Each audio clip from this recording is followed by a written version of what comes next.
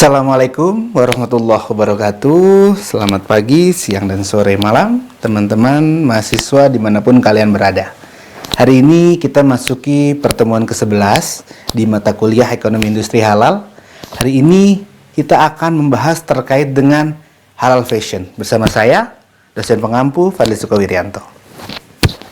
Oke, ini ada beberapa pokok pembahasannya. Ada 4, bagaimana fashion dalam perspektif Islam, kemudian perkembangan, permasalahan, dan juga model pengembangan bisnis fashion halal. Yang mana bertujuan untuk kalian nanti bisa mampu menjelaskan industri fashion halal, kalian nanti akhirnya juga bisa mampu menganalisa bagaimana permasalahan dan juga memberikan solusi. Dan terakhir, kalian bisa mengembangkan usaha atau kewirausahaan terkait dengan industri fashion halal. Oke. Dalam laporan terbaru SDIE, tercatat penduduk muslim di dunia ini menghabiskan 2,29 triliun dolar AS atau setara dengan 35.000 triliun di 2022 untuk belanja produk halal. Ya. Ini bukan hanya fashion saja ya, bukan hanya fashion, tapi semua produk halal, baik makanan, minuman, atau mereka travel ya. Konsumsi tersebut digunakan untuk makanan, farmasi, kosmetik, fashion muslim, wisata, dan juga media-media halal. Adapun aset keuangan syariah yang diperkirakan akan tumbuh menjadi 5,96 triliun dolar AS atau setara 90.000 triliun di 2026. Investasi perusahaan terkait ekonomi syariah ini meningkat signifikan ya. Selalu meningkat jumlahnya, apalagi setelah pandemi, mencapai 25,9 miliar US dollar ya di 2022 sampai 2023, atau tumbuh year on year-nya tahun lalu sekitar 128%. Impor produk halal negara-negara OKI juga diperkirakan tumbuh di level sekitar 7,6% ya. Kemudian impor oleh negara-negara anggota OKI ini melambangkan bagaimana mayoritas perdagangan produk halal ini secara signifikan, secara global ya, bisa mencangkup ada beberapa yang terkait makanan, minuman, atau yang akan kita bahas hari ini terkait dengan fashion. Oke. Industri halal itu menggambarkan bagaimana industri yang harus taat dengan hukum dan juga ketentuan, selain ketentuan pemerintah, juga ketentuan syariat. Penerapan bisnis dan perdagangan halal menyiarkan paradigma baru bahwa keuntungan maksimum bukan menjadi tujuan utama ya. Bukan hanya selama ini kita belajar di ekonomi konvensional ini kita harus mencari keuntungan profit, tapi tidak hanya itu. Tapi di industri halal ya, di fashion ini, selain kita harus ya ketika kita berbisnis ya, berekonomi, memang harus dapat profit, tapi tidak semata-mata itu. Ada maqasid syariah ya, ada tujuan-tujuan dalam agama Islam yang harus dicapai juga. Sebagai bagian dari industri halal fashion semestinya juga menunjukkan praktik keagamaan dari para seluruh pemangku kepentingan.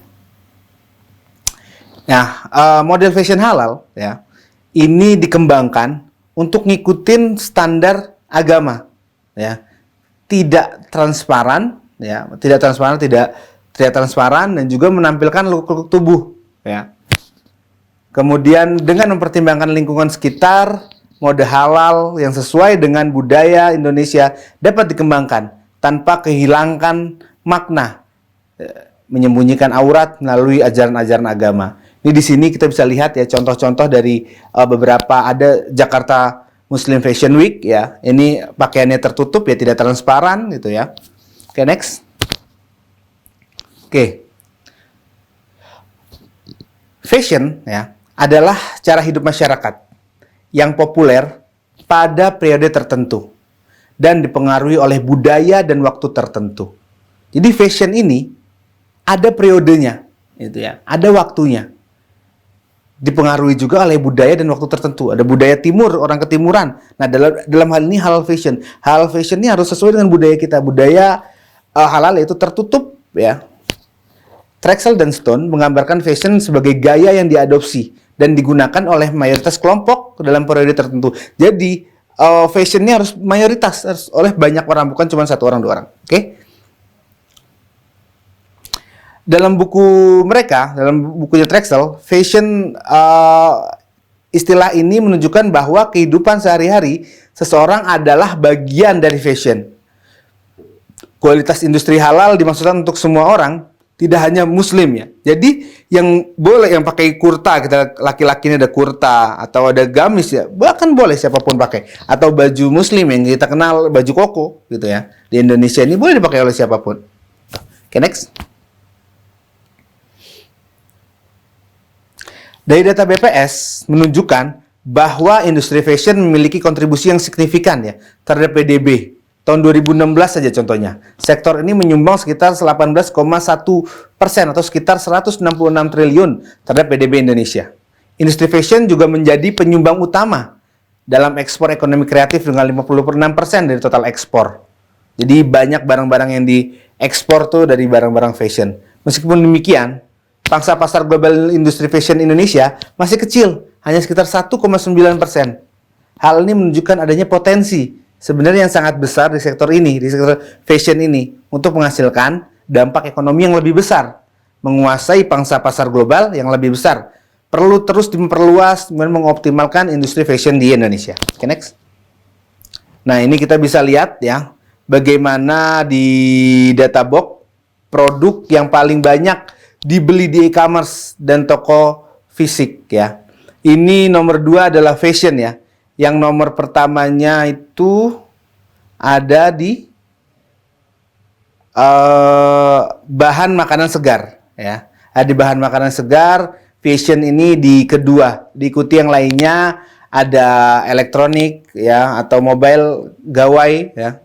Kemudian bisa ngeliat perjalanan adalah yang paling sedikit dibeli. Oke, next. Nah, ini ada beberapa contoh ya. Dalam sektor fashion halal, teknologi ya, itu sangat dimanfaatkan. Ketika fashion sekarang bisa menggunakan 3D ya. Jadi membuat baju gitu. Kalau zaman dulu tuh hanya ditulis di kertas, oh bagaimana panjang tangan segala macam. Kalau sekarang bisa menggunakan 3D ya. Kemudian bagaimana fashion itu dikembangkan ya di Indonesia ini. Ini ada beberapa yang terakhir ya di bulan Maret 2024 ini ada pesta keluarga muslim ya. Ini bisa dilihat situ ada beberapa kegiatan ya. Teman-teman ketika ada fashion show dan sebagainya. Oke. Next. Nah, ini di 2020, di 2023 kemarin di ISEF juga ada Modest ya.